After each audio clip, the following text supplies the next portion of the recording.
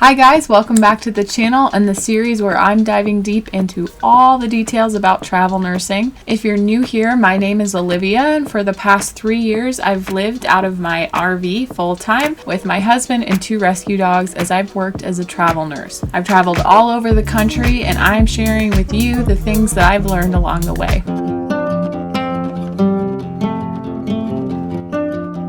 This video is going to be short and sweet as I'm going to share a few things that I consistently did every time I applied to a travel nurse contract. Number 1 on my list is staying organized and staying on top of the things that you will consistently need for every single travel nurse assignment that you take. And that can consist of a few different things. For me, the first thing that pops into my mind is making sure that my licenses and my certifications are up to date. I put it in my phone calendar so that I know ahead of time when things like my advanced life support and basic life support are going to expire, so I can have those taken care of before I start applying to jobs, so it's one less thing I have to worry about. I'm an anxious person by nature, so one thing that I do to help my peace of mind before I apply to any hospital gig would be to get as much information about that hospital as I can, including the city and general area where that hospital is. I consistently Googled hospital names to try and figure out the bed count of that hospital, and I would do that because I wanted to be able to picture myself there. I wanted to compare it to the staff job that I had already that I was comfortable with. I know myself, and I know that you can, as a traveler, go to work at humongous hospitals, and that is a perfect fit for some people, but it's not what I wanted. I wanted to feel confident, so I tried to consistently stay at hospitals that were under 400 beds. Similarly, I would also Google as much information I could about the city where the hospital is, because that's potentially going to be my home for the foreseeable future. I always Googled the population of that area because, again, I related it back to where I'm from, what I'm comfortable with. I'm from a small town, so I know myself well enough to know that I'm not going to be comfortable going to a ginormous city because I'm already an outsider. I don't know anybody in that area. I consistently looked up the population of that city just to get a gauge of what I was potentially signing myself up for. The next thing on my list of things I consistently did before I applied for a travel nursing contract is knowing what my request time off would be. So that means within the realm of the 13 weeks or however long this contract is that I am applying to, are there specific dates that I am unavailable? Things like that could be you're in a wedding and you have to fly home for a long weekend, or you have a trip planned. It doesn't matter what the conflicting event is. No one's going to ask you, not your recruiter, not the nurse manager you potentially interview with. Just giving your recruiter those dates that you are unavailable to work on is going to be a lot easier going forward because that information gets passed on to the facility that's looking over your profile, and they can determine if that is okay by them. Usually then your request off dates becomes part of your presented contract that you could be signing. So that means no matter what, you are not going to be scheduled to work on those dates. The last thing on this list is what I consider to be the most important, and I did it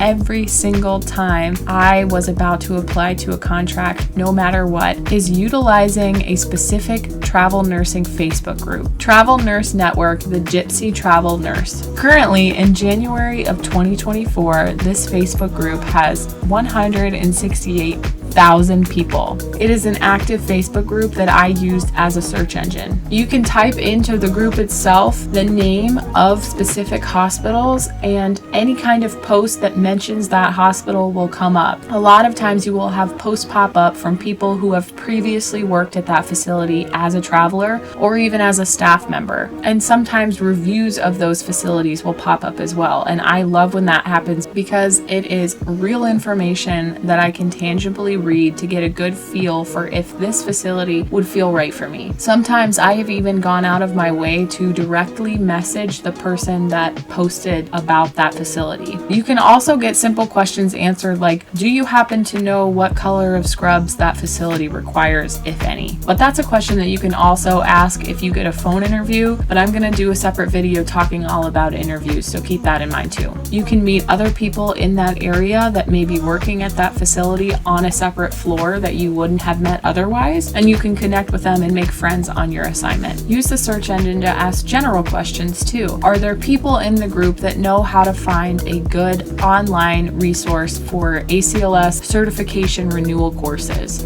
It is really such a godsend when you're applying to specific facilities to be able to pull information up and read through it, because the feel of what people are saying about that hospital can give me a good enough idea whether or not I want to continue to pursue potentially working there. So that does it for this video. It was short and sweet, very simple things that anybody can do before applying for a contract at a specific facility, and I hope you found it helpful. If you have any questions or ideas for future videos involving travel nursing, please drop them in the comments below, and be sure to subscribe so you don't miss a video in this series all about travel nursing.